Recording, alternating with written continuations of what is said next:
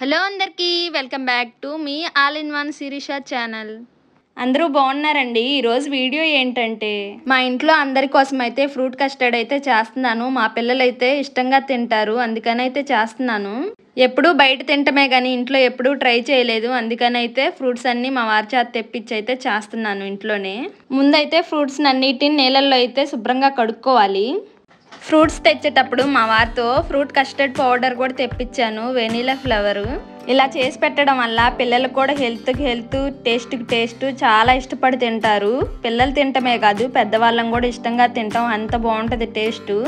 వీటినైతే శుభ్రంగా కడిగి అయితే ఒక గిన్నెలో తీసుకున్నాను. ఈ ద్రాక్ష పళ్ళు అయితే చిన్న చిన్న ముక్కలు అయితే కట్ చేసుకుంటున్నా. వేసవకాలం ఎక్కువగా ఎండల్లో తిరుగుతాం కాబట్టి పిల్లలకైనా పెద్దవాళ్ళకైనా ఇంట్లో మనం ఇలా ఫ్రూట్ కస్టర్డ్ కానీ జ్యూస్ కానీ సబ్జా గింజల నీళ్ళు కానీ తాగితే బాడీకి చాలా హెల్త్ బాగుంటుంది. బాడీకి కూడా డీహైడ్రేట్ అవ్వకుండా అయితే కాపాడుకోవచ్చు. వేసవకాలం పిల్లలకి స్కూల్ సెలవులు ఇంగానే మా అక్క వాళ్ళ పిల్లలు, మా పిల్లలు అందరూ చక్కగా మా ఇంటి దగ్గరే ఉంటారు. అందుకని అయితే వేసవకాలం అయితే నేను ఎక్కువగా పిల్లలకి డీహైడ్రేట్ అవ్వకోకుండా ఇలాంటి జ్యూసులు, సబ్జా గింజల నీళ్ళు అయితే ఇస్తూ ఉంటాను. అసలు పెళ్లి కాకముందు ఇవేంటో కూడా నాకు తెలీదు, ఆ బాదం పాలు తప్పించి. పెళ్ళాక అన్నీ నేర్చుకొని అయితే చేస్తున్నాను పిల్లల కోసం. తీసుకున్న ఫ్రూట్స్ని అన్నీ చిన్న చిన్న ముక్కలుగా అయితే కట్ చేసుకోవాలి. ఏ ఫ్రూట్స్ ఉండాలని ఏం లేదు, మన ఇంట్లో ఏవి ఉంటే ఆ ఫ్రూట్స్తో అయితే చేసుకోవచ్చు. వేసవకాలం అనే కాదండి, ఎప్పుడైనా చేసుకోవచ్చు. హెల్త్కి హెల్త్, టేస్ట్కి టేస్ట్ చాలా బాగుంటుంది ఈ ఫ్రూట్ సలాడ్. మామూలుగా అయితే మనం ఫ్రూట్స్ పెడితే పిల్లలు అసలు ఇష్టంగా తినరు, కానీ ఇలా ట్రై చేసి పెట్టండి, పిల్లలు వద్దు అన్నోళ్ళు కూడా చాలా ఇష్టంగా తింటారు. తెలియని వాళ్ళకైతే ఫ్రూట్ సలాడ్ అమ్మో చాలా కష్టం అనుకుంటారు, చాలా ఈజీ అండి. సింపుల్గానే ఇంట్లోనే రెడీ చేసేసుకోవచ్చు. టేస్ట్ కూడా చాలా బాగుంటుంది. ఎంతైనా మన చేతులతో చేసిందైనా పిల్లలకు పెట్టుకుంటే ఆరోగ్యానికి ఆరోగ్యంగా ఉంటారు, టేస్ట్కి టేస్ట్ చాలా బాగుంటుంది. మార్కెట్కి వెళ్ళినప్పుడు ఖచ్చితంగా ఫ్రూట్స్ అయితే తీసుకొస్తాం. పిల్లలకి స్నాక్స్కైనా ఇలా ఫ్రూట్ సలాడ్ చేయడానికైనా ఖచ్చితంగా నెలలో ఒక్కసారైనా మా వారు ఇలా ఫ్రూట్ సలాడ్ అయితే చేయమంటారు. మా వారు కూడా చాలా ఇష్టంగా తింటారు ఫ్రూట్ సలాడ్.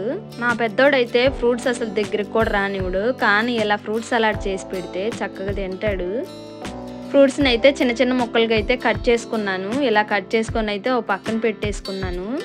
పెద్ద పెద్ద ముక్కలు కట్ చేసుకున్నా కూడా ఫ్రూట్ సలాడ్కి తింటాక పిల్లలు ఇష్టపడరు. చిన్న చిన్న ముక్కలుగా అయితే కట్ చేసుకొని పెట్టుకోవాలి. ఈ ఫ్రూట్ కస్టర్డ్కి అయితే లీటర్ పాలు అయితే తీసుకుంటున్నాను. పాలు అయితే బాగా చిక్కగా ఉన్నాయని నేనైతే ఒక గ్లాస్, చిన్న గ్లాస్తో అయితే వాటర్ కూడా పోసాను.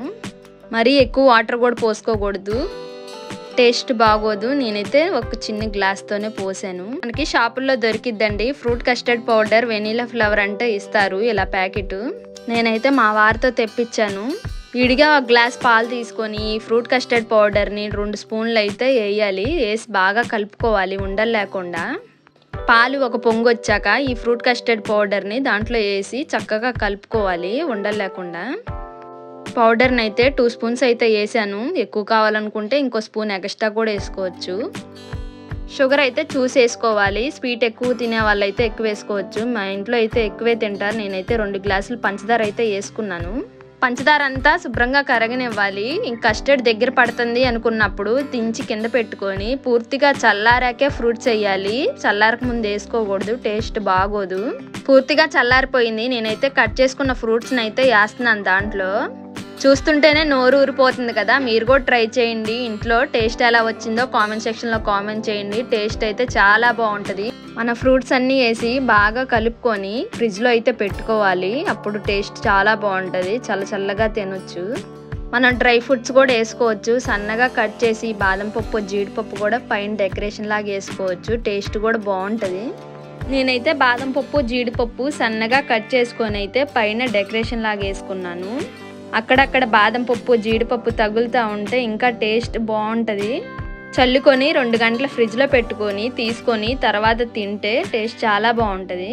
ముందైతే నేనే టేస్ట్ చూస్తున్నాను టేస్ట్ ఎలా వచ్చిందా అని. టేస్ట్ మటుకి సూపర్ వచ్చింది. వీడియో నచ్చినట్టయితే మర్చిపోకుండా ఒక లైక్ చేసి సబ్స్క్రైబ్ కూడా చేసుకోండి.